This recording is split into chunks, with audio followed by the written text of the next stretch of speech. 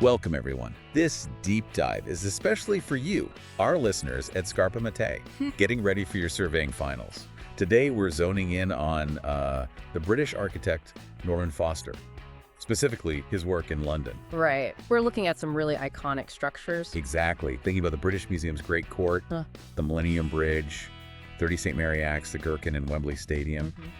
And our mission isn't just to describe them. We want to dig into questions relevant for you: modern architecture, practicality versus aesthetics. And how these big modern buildings fit into, a historic city like London. Yeah, that's a big one. And the Millennium Bridge story, the initial problems there, that's going to be central to our chat, I think. Absolutely. And Norman Foster himself, founder of Foster & Partners back in '67. I mean, they're a major global player, known for being very international, often younger teams, pushing innovation. He's won countless awards. Right. Sustainability is often a key theme, too, isn't it? Very much so.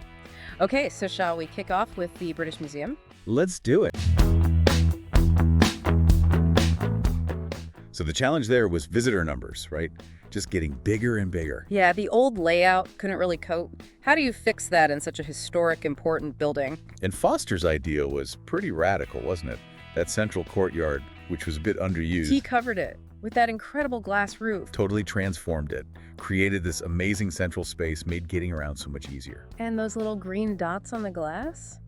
They're not just decorative, are they? No, purely practical. They limit the amount of direct sunlight coming through. Clever detail. It's a fantastic example, really, of a modern intervention solving a modern problem within a very old structure. Respectfully done. Okay, let's shift gears. The Millennium Bridge. Ah, yes. The wobbly bridge. Opened June 2000. A sleek steel suspension bridge just for pedestrians over the Thames. Looked amazing. Looked amazing, yes. But then? Yeah, people started walking on it. And it started swaying. A lot. Quite unnervingly, by all accounts. They had to close it, didn't they? Almost immediately. Closed for 2 whole years. Reopened in 2002 after they'd done significant modifications. Dampers and things. So this really throws up that question for architects and surveyors, especially you guys listening. Does aesthetics sometimes, trump practicality in modern design? Did the focus on that slim, elegant look compromise the basic function initially? It's a critical point to consider. The bridge situation is maybe a stark reminder that even visually stunning designs have to work safely, reliably. Function first, then form. Or can they truly go hand in hand? Well, ideally they should. Let's look at 30 St. Mary Axe, the Gherkin. Okay, instantly recognizable part of the London skyline financial district. Opened around December 2003. It's, 180 meters tall, 41 floors. Commercial building. Very distinctive shape, obviously.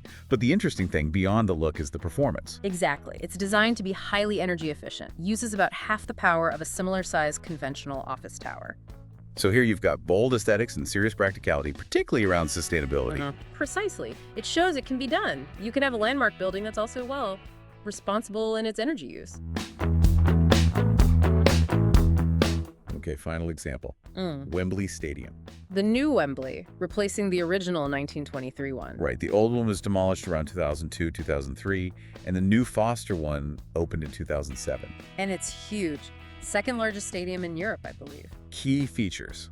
That partially retractable roof is important, and of course the massive Wembley Arch, 134 meters high. Very visible landmark. And it's built for more than just football, right? Concerts, too. Yeah, that adaptability is key for modern stadiums, maximizing its use. Okay, so we've got these 4 very different, very modern Foster buildings. Now, place them in London, a city steeped in history. That's the tricky part, isn't it? How do these structures relate to their surroundings? Are they trying to blend in to somehow connect with the history, or are they deliberately standing out, making a contrast? And why would architects or planners choose one approach over the other? Is it context dependent? You'd think so. And going back to the Millennium Bridge's initial issues, it really hammers home that whatever the aesthetic choice, harmony or contrast, the functional reality has to be paramount, especially in a dense, complex, urban environment. So, summing up, Foster's London work gives us great case studies. We see the interplay of looks, function, and how modern buildings sit within history. Definitely. And the Millennium Bridge, well, it serves as that cautionary tale, perhaps. that visual ambition needs grounding in solid engineering and practicality. A vital lesson. So maybe a final thought for all of you at Scarpa Mate, thinking towards your exams and future careers. As surveyors, you'll be right there at the interface. How will you navigate that balance between pushing design boundaries, being innovative, and ensuring absolute practicality and safety? Especially when you're working with an existing historical context, like we see with these London examples. It's a challenge you'll likely face. Something to definitely keep thinking about.